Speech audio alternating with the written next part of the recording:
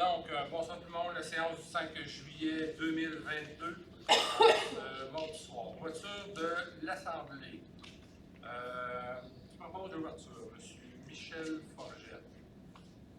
En fait, j'aurais dû commencer avec la ville, on va le faire. M. Forgette, siège numéro 1. Présent. M. Duchamp, siège numéro 2. M. Lemay, numéro 3. Mme Fillon, numéro 4. Mme Cotte, numéro 5. Et Mme Lamoureux, siège numéro 6. Donc, nous formons quorum en la présence de Mme Pierret, à titre de secrétaire d'Assemblée, et moi-même, en titre de président de l'Assemblée.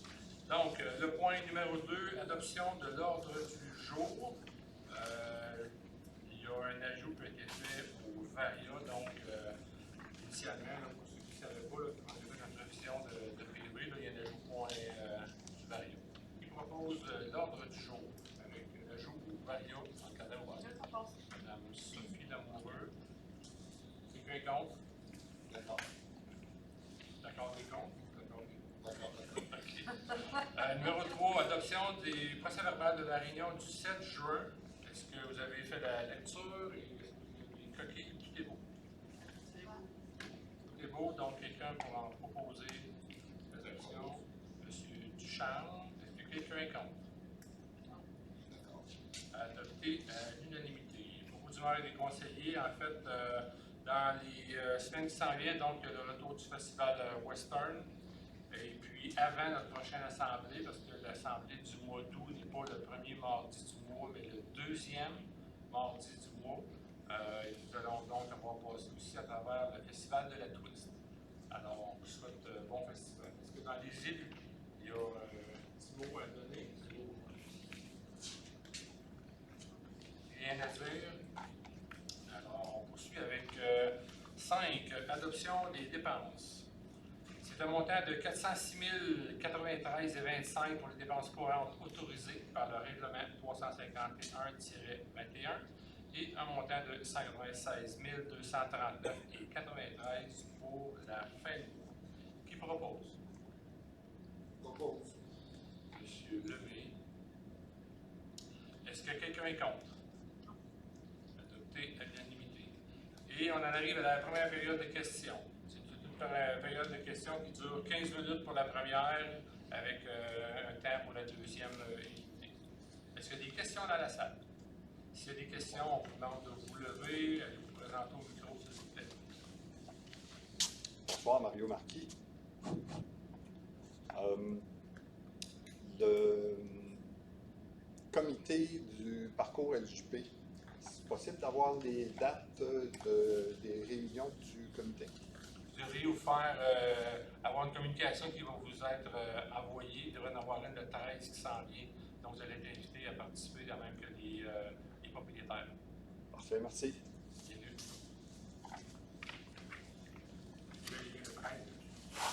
OK.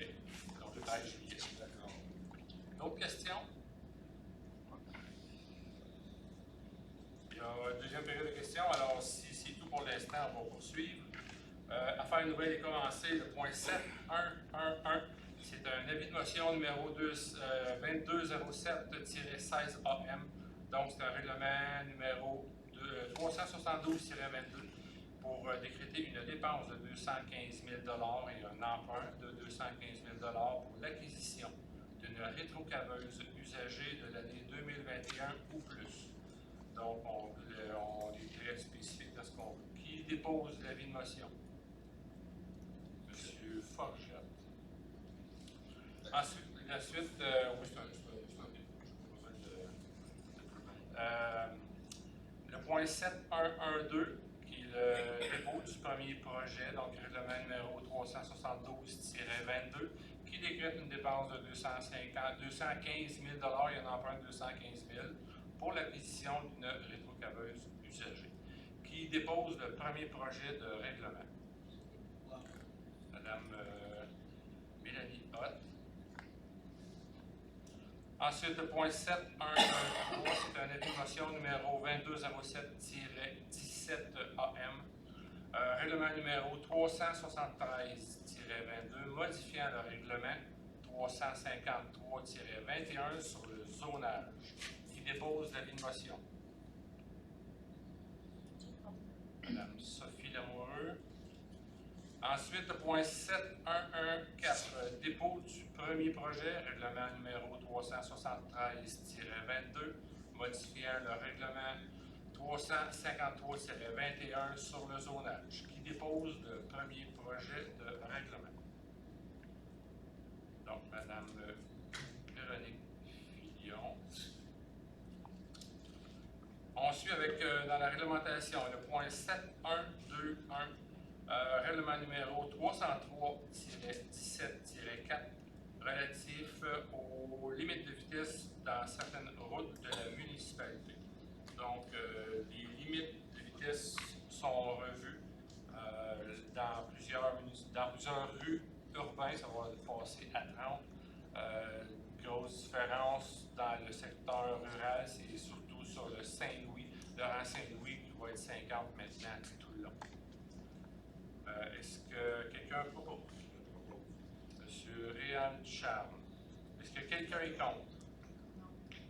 Donc, c'est adopté à l'unanimité. Le point 7.1.2.2, règlement numéro 371-22 sur la régie interne des séances du Conseil. Donc, comme vous savez, on adopte maintenant le règlement concernant l'enregistrement, le déroulement des séances. Le point important là-dedans, c'est simplement que maintenant, les séances sont enregistrées. Il y a des règlements qui étaient, des règles, des quorums qui étaient déjà en application, mais on vient surtout encadrer l'enregistrement des séances. Qui propose? Madame Mélanie Hott. Est-ce que quelqu'un est contre?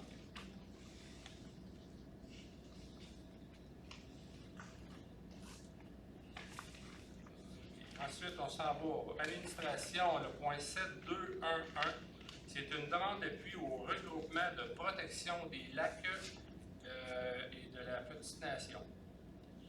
Donc, dans le nord de la municipalité, dans le nord de la MRC, donc vous savez, vous avez probablement déjà entendu parler, il y a des claims donc, de l'exploration minière qui se fait, en l'occurrence sur le territoire de Duhamel, entre Duhamel et Lac-des-Plages. C'est en bordure, entre autres, du lac Doré. Il y a fort probable qu'il puisse y avoir une mine à ciel ouvert qui va voir le jour là, comme de raisons qui dissimulent une pollution, nos lacs, éventuellement nos cours d'eau. Alors, il va y avoir des pancartes de fait de 4 par 5 avec le nom des municipalités. Et puis, chaque municipalité embarque, je pense que toutes les municipalités en fait embarquent dans le mouvement. Il faut se trouver pour chaque municipalité 2, 3 terrains où on va apposer les pancartes. Les terrains ne doivent pas être propriétaires de la municipalité. Donc, c'est des terrains privés ou commerciaux auxquels les propriétaires accepteraient qu'une pancarte soit apposée sur leur terrain. Alors, on est ouvert de suggestions. S'il y en a que vous connaissez des gens qui ont un terrain qui va être susceptible d'accueillir une pancarte, n'hésitez pas de nous en faire part.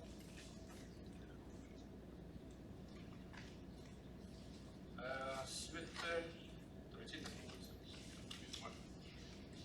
Qui propose? Madame Véronique Fillon. Pas d'opposition. Donc, c'est adopté à l'unanimité. Le point 7.2.1.2, c'est une demande d'appui à la municipalité de Riton en lien avec le défi pissenlit pour protéger les pollinisateurs. Probablement tout le monde a entendu parler au printemps, donc une demande qui était à l'effet de ne pas tondre notre gazon, au moins pour le mois de mai. On sait que les abeilles ont subi un certain nombre de décès pour une raison X, en fait, on ne sait pas exactement pourquoi, mais le fait de ne pas couper nos gazons, donc, va contribuer à la pollinisation puis à la prolifération des abeilles. Le but est de demander à la MRC de modifier donc, son schéma d'aménagement pour s'assurer que pendant le mois de mai, il n'y ait pas de contravention de données à un terrain qui ne serait pas tondu. Donc, il y a une tolérance pour le mois de mai. Par contre, en mois de juin, il est à qu'on sorte nos tondeuses et qu'on tombe la tondeuse. C'est donc une demande de classage. Qui propose? Monsieur Lemay. Est-ce que quelqu'un est contre? Adopté à l'unanimité. 7213, c'est demande du Festival Western Centre André-Adler Rodéo professionnel. Donc, à chaque année, en fonction de l'entente qu'on a avec eux, on donne un support monétaire de 15 000 cette année, petite particularité, c'est que la municipalité contribue au réaménagement du nouveau site.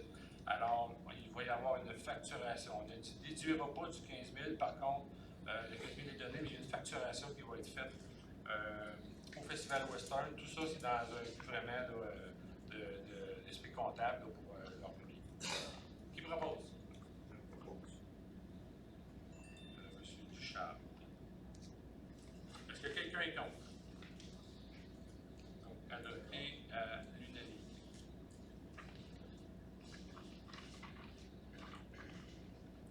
Ensuite, on s'en va au point, dans les finances, on s'en va au point 7221, qui est le renouvellement du régime d'assurance collective. Notre mutuelle, le groupe Major, en fait, est allé en soumission, puis on nous propose donc la moins dispendieuse avec Assomption Vie. Ça se trouve être une différence de 6,2 % par rapport à la dernière. Qui propose? Je propose. Madame Sophie Lamoureux, est-ce que quelqu'un est contre? Donc, adopté à l'unanimité. Sécurité incendie, on a donc un rapport mensuel du directeur incendie pour le mois de juin. C'est donc simplement qu'un dépôt de rapport. Le point en urbanisme, le point 741, est un dépôt du procès verbal du comité consultatif en urbanisme, donc c'est simplement un dépôt. On poursuit avec le point 742, qui est l'embauche d'un inspecteur municipal au service de l'urbanisme. Donc, la résolution ici propose d'embaucher M. Tristan Dupré-Bordelot à titre d'inspecteur municipal qui serait avec nous à partir du 25 juillet. Qui propose? Je propose. Madame Sophie Lamoureux, est-ce que quelqu'un est contre? Donc, adopté à l'unanimité. Ensuite, là, je passe la parole à M. Forgette pour les prochains points avec le CCI. OK. Le point 743, PIA, c'est une enceinte commerciale sur 4 rue Séguin. Un nouveau commerce au détail qui sera situé au 4 rue Séguin a déposé une demande relative à l'installation d'une enseigne murale sur la façade principale dans une zone assujettie au règlement sur les plans d'implantation et d'intégration architecturale, c'est-à-dire le PIA.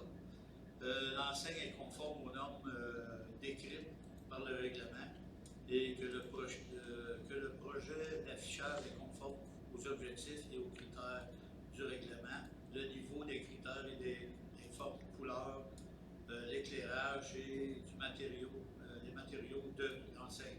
Le comité consultatif d'urbanisme recommande au conseil municipal d'approuver cette demande. Merci, M. Forgette. Qui propose? Madame Véronique Fillon. Est-ce que quelqu'un est contre? Adopté à l'unanimité. Le point 744, M. Forgette.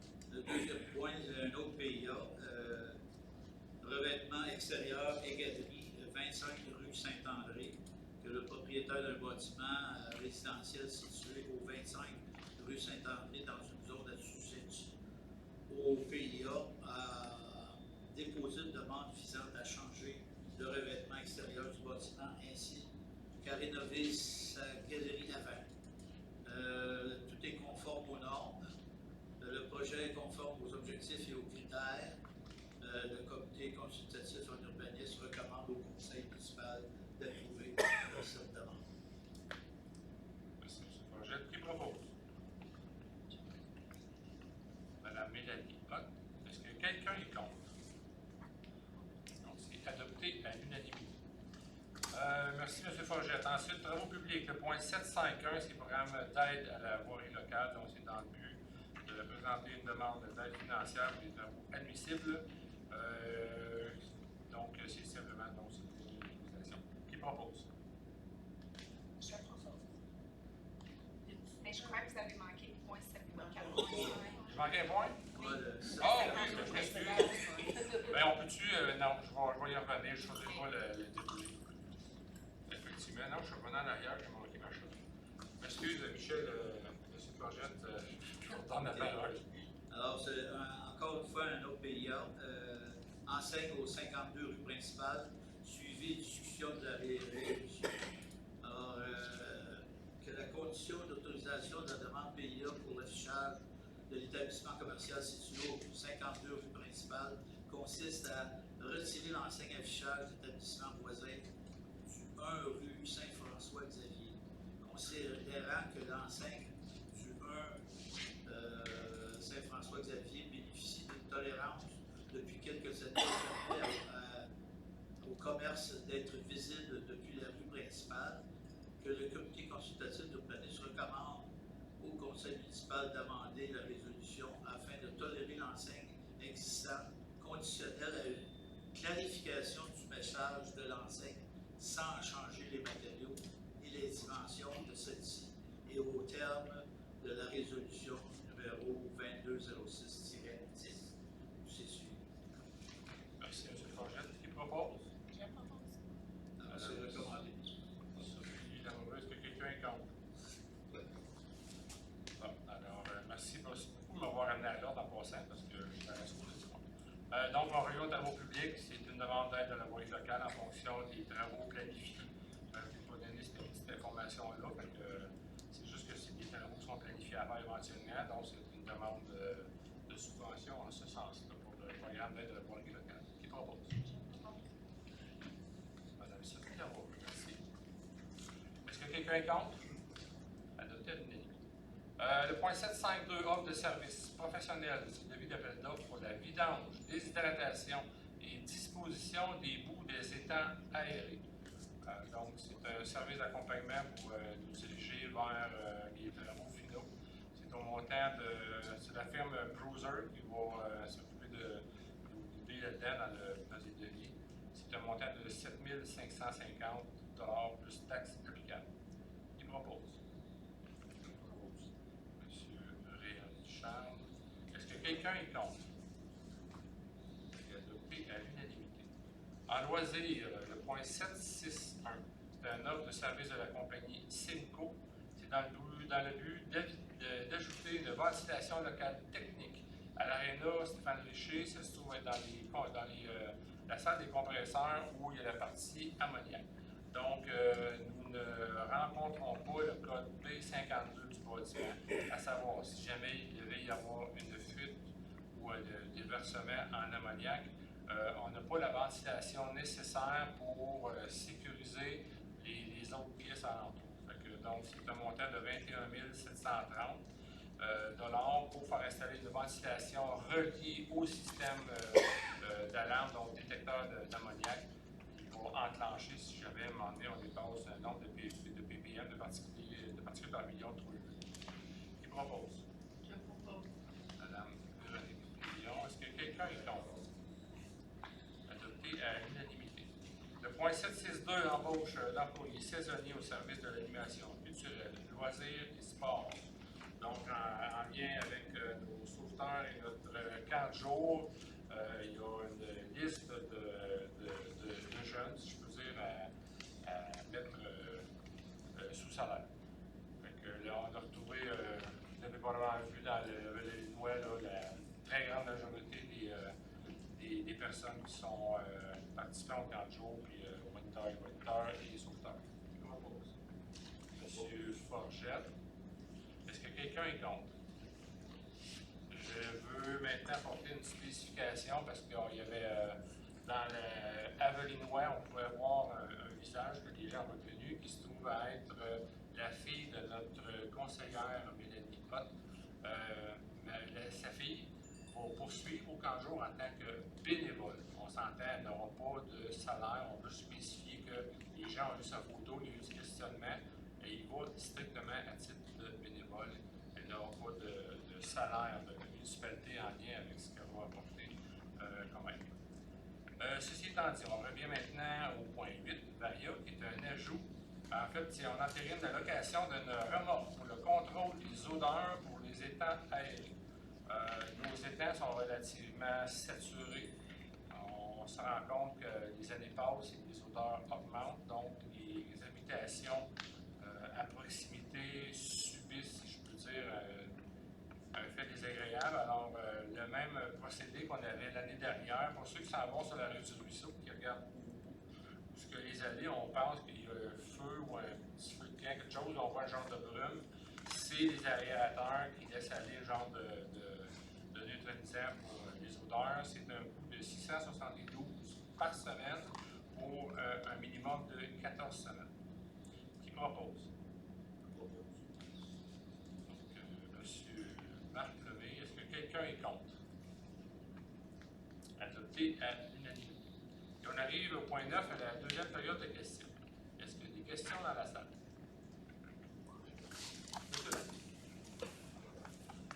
Bonjour, mon nom est Bernard Batte. Vous m'entendez? Je ne sais pas si vous pouvez vous rapprocher un peu. Je suis devant le micro. On vous entend. Il y a 2-3 ans, la municipalité a fait d'énormes travaux pour nettoyer les fossés le long des chemins des rangs. Oui. Puis la semaine dernière, il y a une gratte qui a passé pour nettoyer le bord des chemins et il a carrément refermé les fossés sur une grande partie du rang Saint-Louis. J'ai vu la même chose sur le rang Saint-André, j'ai vu la même chose sur le rang Saint-Joseph-Ouest. Alors, je veux savoir ce qui arrive avec ça parce que c'est vraiment une mauvaise gestion et une mauvaise pratique de nos ressources financières. Je n'ai pas de réponse à vous donner là parce que c'est la première fois qu'on entend parler. Habituellement, le matériel est censé être simplement ramené et puis égalisé à même la bordure du chemin et non pas envoyé dans les conditions. Alors, on va reléguer la question, à moins que Mme Piret, non. Là-dessus, regarde, on va reléguer la question au directeur des travaux publics, puis on va avoir une réponse à vous donner là-dessus. OK, merci. L'autre question, récemment, vous êtes voté une augmentation de rémunération, puis j'ai relu le règlement à plusieurs reprises. Malheureusement, je ne trouve pas le taux d'augmentation. Alors, je trouve qu'il y a un manque de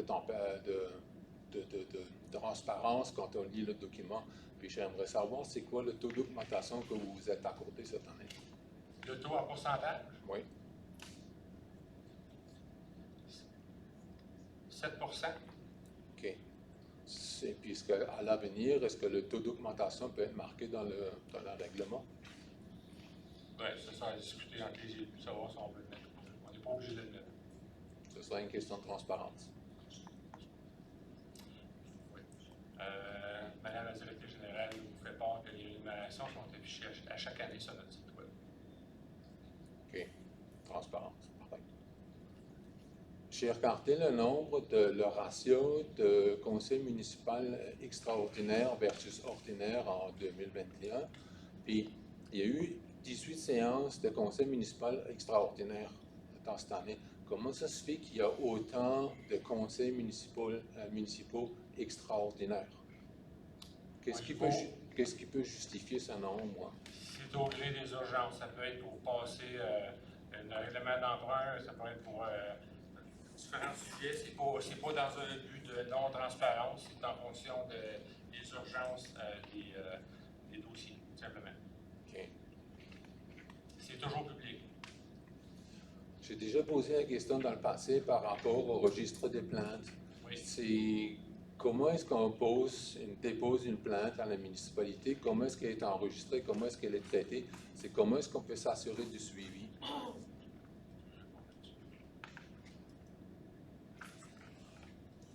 En fait, les gens qui veulent se plaindre, peu importe le sujet, appellent habituellement à la municipalité, à la réception. C'est Monique qui va répondre.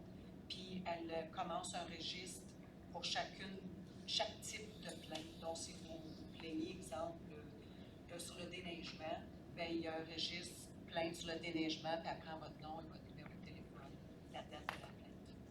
Est-ce qu'il serait possible d'avoir une adresse courriel plainte à la mairie, puis le monde pourrait envoyer les plaintes, puis régulièrement, la municipalité affiche le taux de plainte qu'il y a eu et tout, pour avoir beaucoup plus de transparence que ce qu'il y a actuellement? En fait, vous pouvez aussi, elle a une adresse courriel, la réceptionniste, là, info@commercialsaintandréavelin.com. Mais honnêtement, je vous dirais qu'à part la collecte des ordures, là, pour lesquelles on a beaucoup de plaintes, on n'a à peu près pas de plaintes. Ouais, Fait mais qu'il il y y a a- un pourcentage. Il y a eu plusieurs plaintes qui ont été déposées, par exemple, pour les VTT sur Laurent-Saint-Louis, puis on ne trouve trace nulle part de ces plaintes-là. Alors, c'est pas seulement les poubelles, excusez-moi. Madame la directrice générale fait mention qu'elle a fait le tour des employés. Concernant les plaintes, il y en a une qui a été acheminée par courriel, dont on n'a jamais pu valider l'adresse exacte. Donc, on ne peut même pas savoir si c'est une personne qui réside sur notre réseau. Fait que je vais à vous d'autres questions, parce que j'ai des questions à répondre en lien avec des questions que vous m'aviez posées pendant environ 3 mois. Ouais. L'année dernière, j'avais posé la question de savoir qu'est-ce qui arrive avec le compost. La municipalité collecte les déchets compostables, puis j'avais posé la question de savoir qui c'est qui est propriétaire de ce compost. Est-ce que c'est la municipalité? Est-ce que c'est l'entreprise qui ramasse? Est-ce que les citoyens ont le droit d'avoir, de chercher du compost? Bien, en fait, la compagnie ramasse le compost pour la municipalité, va le porter chez Pursol, et Pursol est propriétaire du compost.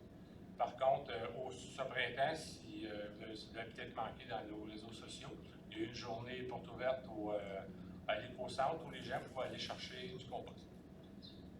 Merci. En lien avec les questions que vous aviez posées, M. Vatt, d'environ 3 mois, j'ai les réponses à vos questions, dont une concernant une plainte déposée. Je viens de vous mentionner qu'il n'y avait aucune adresse là-dessus pour que vous pouvez vérifier l'adresse de résidence de la plainte. Fait que c'est difficile de traiter des plaintes, surtout si on ne peut pas savoir si c'est des gens qui résident à Saint-André ou pas. Ensuite de ça, la pétition qui a été déposée de 17 noms. Quand on regarde la pétition, c'est 17 noms, mais de 13 résidences. Suivant le dépôt de cette pétition-là, j'ai une personne durant qui m'a appelé au téléphone, demandant et spécifiant qu'elle n'était pas contre les VTT et qu'elle ne voulait pas être associée à cette pétition-là. Ensuite de ça, là, vous avez eu la réponse pour le registre des plaintes. Concernant la subvention de 200 $ pour les VTT, le type de VTT fait affaire dans toute la MRC Papineau. Autrement dit, l'adresse postale, c'est pas Saint-André-Avelin, c'est parce que le président ne demeure pas dans la résidence, dans la municipalité de Saint-André-Avelin. Dans ce cas-ci, c'était Plaisance, c'est pour ça que l'adresse était à Plaisance. Fait que ça ne nous empêche pas de pouvoir donner un 200 $ de subvention au club. Puis concernant la pétition de 2018 en lien avec Laurent Saint-Joseph-Est, pourquoi ils ont obtenu gain de cause? C'est simple, c'est parce que la seule solution la plus rapide à avoir pour empêcher une fermeture complète tant des motoneiges que des VTT, c'était de retirer l'accès aux VTT pour que le sentier des motoneiges puisse avoir profité. C'est pour cette raison-là qu'ils ont eu gain de cause. OK. Et pourquoi est-ce que Laurent Saint-Louis n'a pas gain de cause pour les VTT? Pardon? Et pourquoi est-ce que Laurent Saint-Louis n'a pas gain de cause contre les VTT? Mais pourquoi on donnerait gain de cause? Nous autres, on pense que c'est une bonne chose, puis c'est bon pour l'économie. C'est absolument faux parce que vous n'avez aucun chiffre pour l'économie. Mais merci pour les réponses. Avant votre départ, si vous voulez, M. Vatt, je pourrais vous donner un rapport ici qui remonte à 2015. Je vais vous en laisser une copie qui fait un lien avec les retombées économiques. Est-ce que vous avez qui c'est qui l'a rédigé puis qui c'est qui a payé pour le rapport? Ça va être marqué dedans. Je pense que c'est le club de VTT. Ah, ben ça n'a aucune valeur. À mes yeux, ça n'a pas de valeur. C'est ça aussi. Okay. Merci. Bonjour à tous. Michel Hay.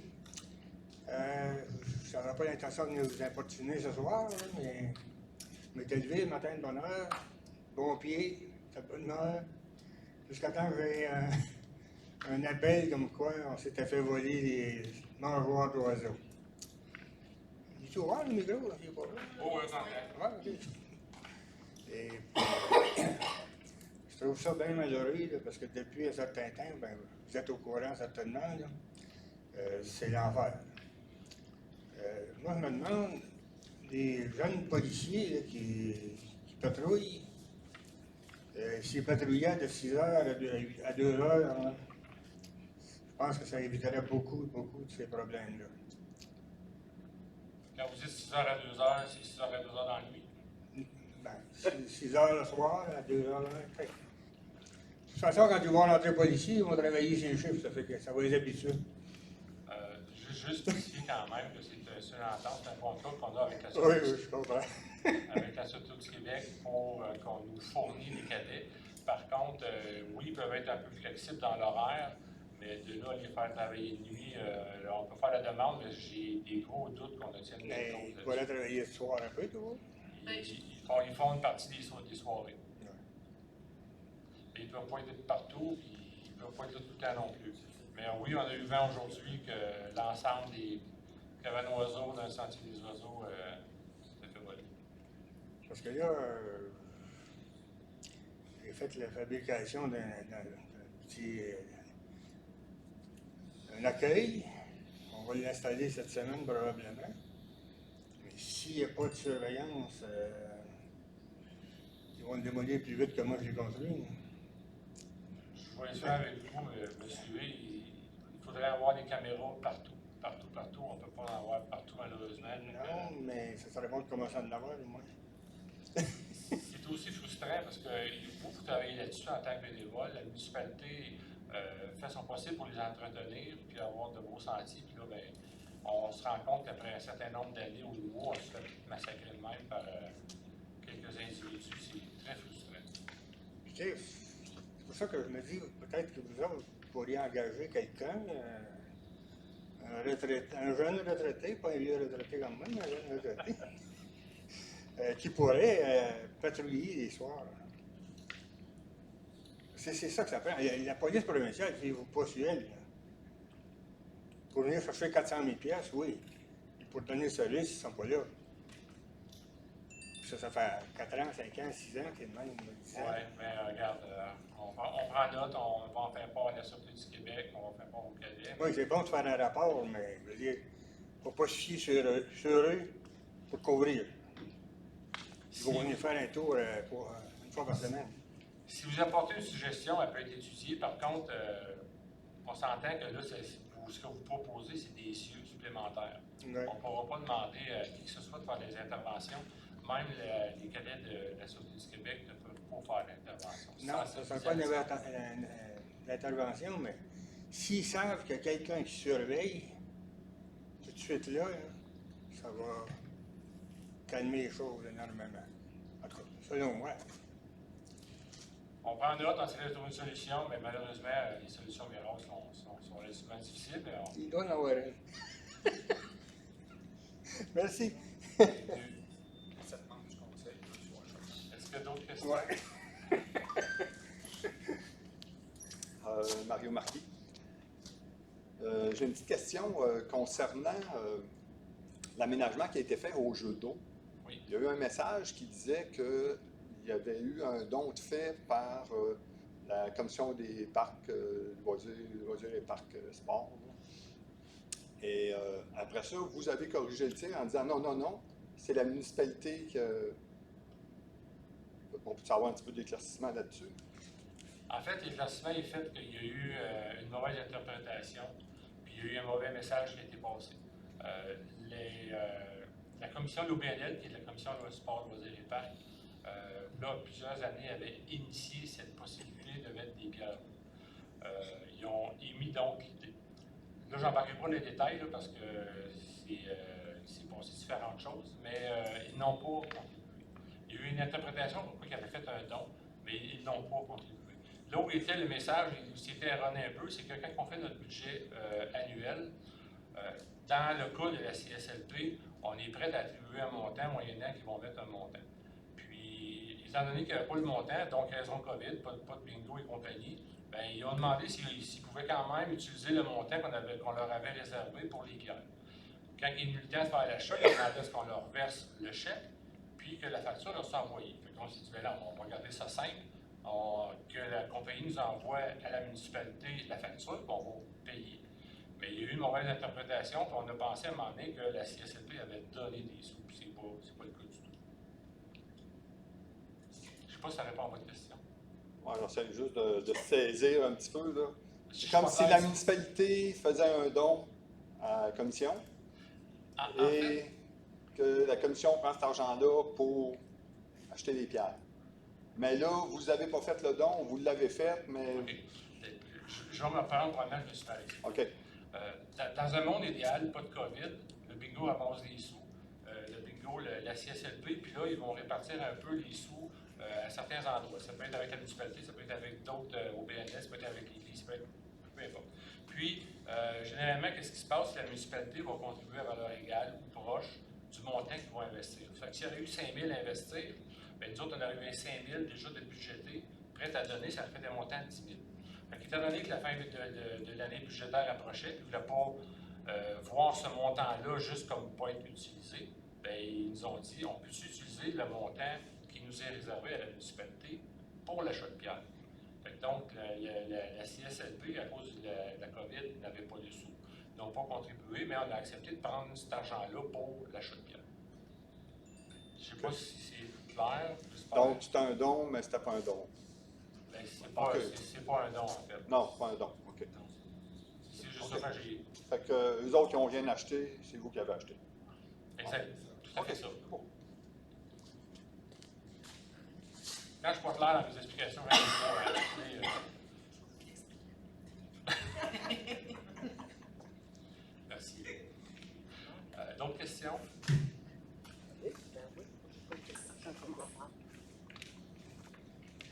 Bonsoir. Bonsoir. Moi, c'est pas une question, c'est un commentaire. On peut avoir votre nom, s'il vous plaît? C'est vrai, mon nom, c'est Marianne Philippe. Concernant la fête de la Saint-Jean, merci. Ce fut une très belle fête, beau feu d'artifice, beau rassemblement. Merci à vous tous. Spécialement aux personnes qui l'ont organisé, vous pouvez transmettre le message. Ce fut une belle rencontre. Ben, C'est je tout. vous remercie beaucoup. J'avoue que la Saint-Jean-Baptiste a été un beau travail de collaboration. C'est sûr que le seul petit point X, c'est qu'il y avait quand même possiblement tombé de pluie. Le terrain était relativement humide. Je ne sais pas pour les autres. Moi, je suis arrivé, j'ai eu les 2 humides, puis j'en ai 2 plus d'autres. En tout cas, qui se sont dévoués, qui étaient très trempants dans l'hiver. Mais effectivement, je pense que c'est un site qui est winner. C'était le fun de voir ça, les gens du camping arriver à 2, 3, 4, 5, 7, 8.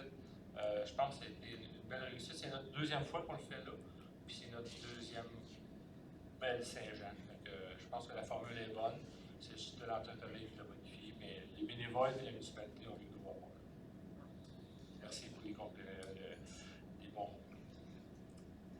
D'autres questions? S'il n'y a pas d'autres questions, donc on va procéder à la levée de l'Assemblée. Monsieur Michel Forget. Donc, merci beaucoup. Je vous souhaite un agréable été. Bon festival western, bon festival de la twist. J'espère que vous n'aurez pas trop de pluie et du beau temps. Donc, on se revoit, je pense que c'est le 16 août ou alentour de ça, le 16 août pour la prochaine assemblée du